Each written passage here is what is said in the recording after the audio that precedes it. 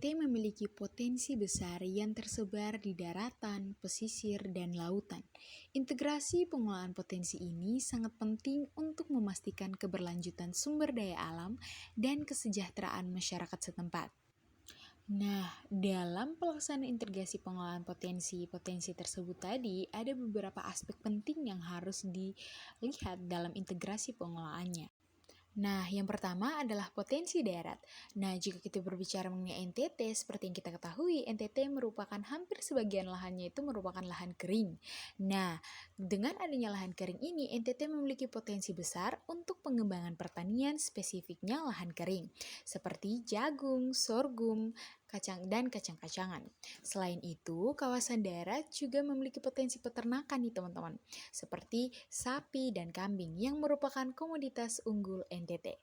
Nah, jika berbicara mengenai pengelolaannya, seperti hutan juga menjadi bagian penting karena hutan dapat berfungsi sebagai penyediaan air bagi masyarakat dan habitat bagi berbagai flora serta fauna. Kemudian ada potensi pesisir. Nah, wilayah pesisir NTT kaya akan sumber daerah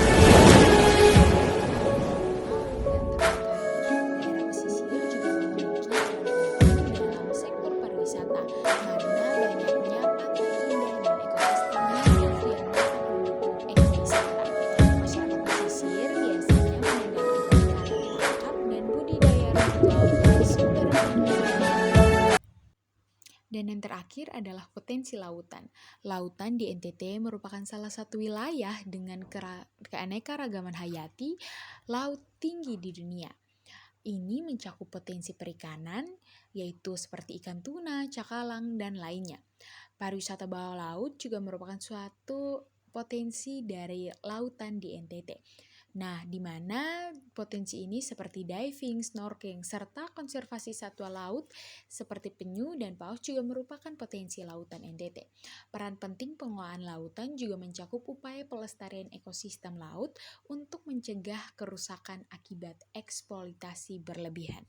Nah, integrasi pengelolaan jika berbicara mengenai itu dari potensi-potensi tersebut, yaitu yang harus dilakukan adalah pendekatan terpadu.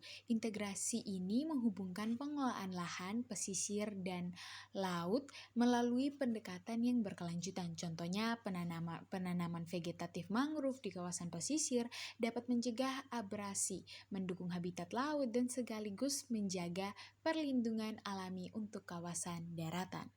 Suatu integrasi pengelolaan, di mana masyarakat setempat dilibatkan dalam pengelolaan potensi ini melalui pelatihan dan program pemberdayaan, misalnya pengajaran petani untuk pengelolaan teknologi hemat air di lahan kering atau memberikan pelatihan kepada nelayan tentang perikanan berkelanjutan. Kemudian, materi selanjutnya adalah peluang bisnis pertanian, lahan kering, pariwisata, dan sumber daya perairan. NTT menawarkan berbagai macam peluang bisnis di 3 sektor utama, yaitu pertanian lahan kering, pariwisata, dan pemanfaatan sumber daya perairan. Nah, teman-teman, dari ketiga sektor ini saling melengkapi dan memiliki potensi besar untuk dikembangkan. Nah, kita akan bahas satu persatu. Nah, mulai dari pertanian lahan kering. Nah, berbicara mengenai pertanian lahan kering, peluang komoditas yaitu yang pertama adalah peluang komoditas unggul, di mana tanaman seperti jagung, sorghum, kacang-kacangan hijau, singkong yang sangat cocok untuk dikembangkan di lahan kering NTT. Kemudian ada pengembangan hortikultura. Beberapa wilayah di NTT cocok untuk pengembangan tanaman hortikultura seperti bawang, cabai, dan buah-buahan tropis. Kemudian ada teknologi pertanian. Nah, penggunaan teknologi hemat air serta irigasi tetes, pengelolaan pupuk organik, dan penanaman konservasi dapat menjadi peluang bisnis baik sebagai penyediaan teknologi maupun penerapannya. Kemudian ada sumber daya perairan. Nah, jika berbicara sumber perairan, ada 3 aspek, di mana perikanan dan aquaculture. Nah, NTT memiliki potensi besar di sektor perikanan, terutama untuk ekspor ikan tuna, cakalang, dan rumput laut. Aquaculture atau budidaya ikan dan udang juga mulai dikembangkan di wilayah pesisir. Kemudian, bisnis selanjutnya adalah produk olahan laut. Bisnis pengolahan hasil laut seperti ikan asin, rumput laut, dan abon ikan memiliki prospek yang baik untuk pasar lokal maupun ekspor. Kemudian ada wisata bahari. Nah, pemanfaatan keindahan bawah laut untuk pariwisata seperti diving, snorkeling di Alor dan Lembata membuka peluang bisnis berupa persewaan peralatan selam atau jasa pemandu wisata.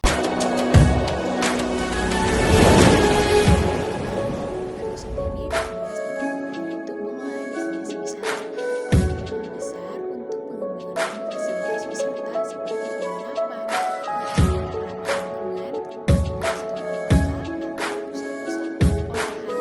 NTT. Kemudian ada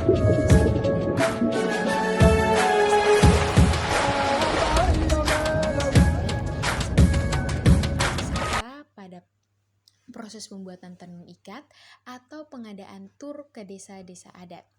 Kemudian transportasi dan akomodasi. Meningkatkan jumlah wisatawan membutuhkan penyediaan transportasi yang memadai, baik darat maupun laut, serta pengembangan hotel atau resort yang nyaman. Nah, materi yang ketiga adalah pariwisata selayang pandang. Pariwisata di NTT atau Nusa Tenggara Timur adalah salah satu sektor unggul yang terus berkembang dan menjadi daya tarik utama baik di tingkat nasional maupun internasional.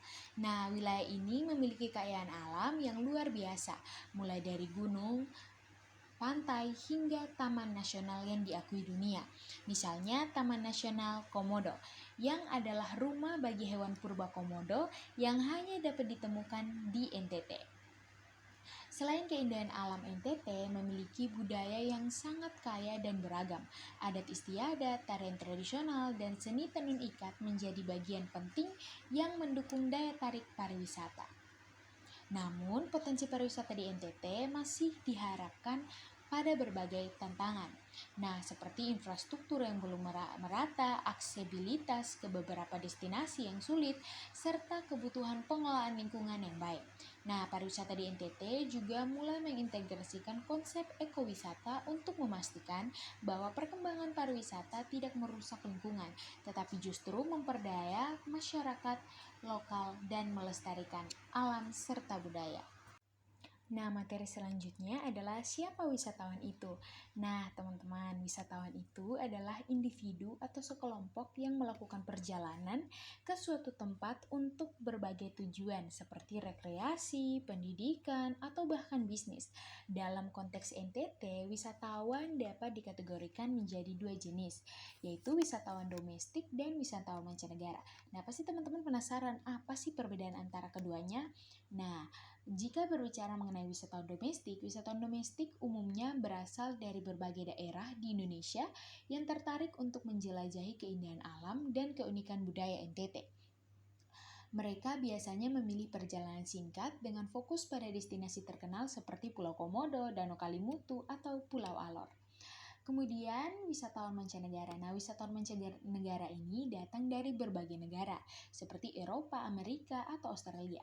Mereka tertarik pada keunikan yang tidak ditemukan di tempat lain, seperti satwa endemik Komodo, kehidupan masyarakat adat, serta keindahan bawah laut. Wisatawan mancanegara seringkali menghabiskan waktu lebih lama di NTT untuk menikmati pengalaman yang lebih mendalam, seperti menyelam, trekking, atau mengikuti festival budaya. Para wisatawan ini memiliki peran penting dalam mendukung pertumbuhan ekonomi lokal melalui pengeluaran mereka pada akomodasi makanan, transportasi, serta produk kerajinan lokal.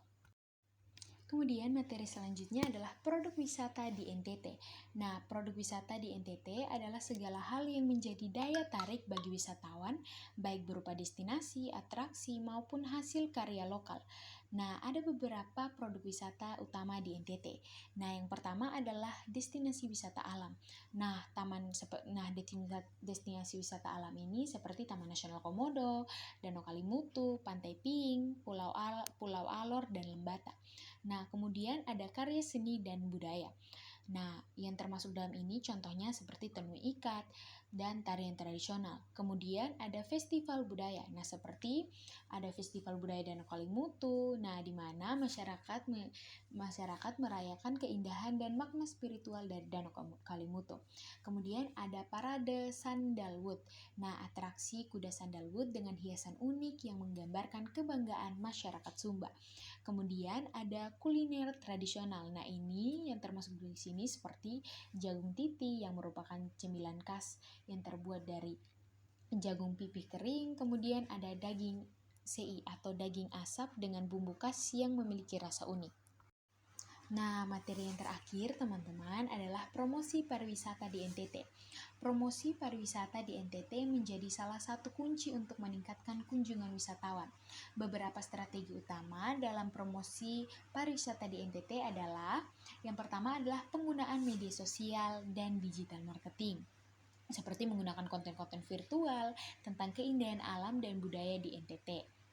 Kemudian ada pemeranan pariwisata atau bisa dikatakan sebagai pameran pariwisata, di mana pemerintah dan pelaku industri sering menghadiri pameran pariwisata baik di tingkat nasional seperti Indonesian Travel Fair maupun internasional seperti World Tourist Expo.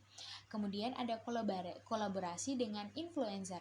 Nah, influencer lokal maupun internasional diajak untuk mengunjungi destinasi wisata di NTT dan mempromosikan kepada pengikut maupun melalui foto, video, atau vlog. Kemudian ada peningkatan infrastruktur dan aksesibilitas. Dan yang terakhir adalah edukasi dan pengembangan masyarakat lokal. Nah, jadi teman-teman, demikianlah materi-materi yang dapat teman-teman pelajari jika mempelajari mata kuliah budidaya lahan kering. Nah, semoga materi-materi yang sudah saya sampaikan dapat bermanfaat bagi teman-teman semua. Sekian dari saya, terima kasih.